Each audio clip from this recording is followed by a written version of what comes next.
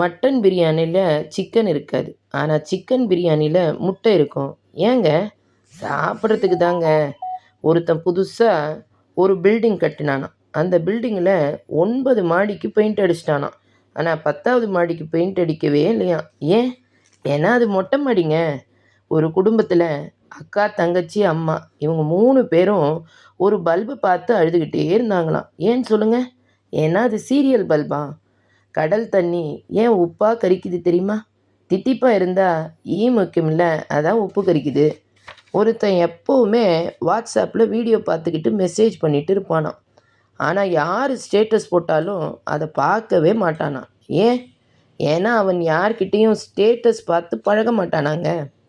ஒருத்தன் ரொம்ப நாளாக கடவுள்கிட்ட வரம் கேட்டுக்கிட்டே இருந்தானான். அவர் வரம் கொடுக்கவே இல்லையாம். ஒரு நாள் அவன் தூங்கிட்டு இருந்தப்ப அவனை திடீர்னு எழுப்பி அவனுக்கு வரம் கொடுத்துட்டாரான்.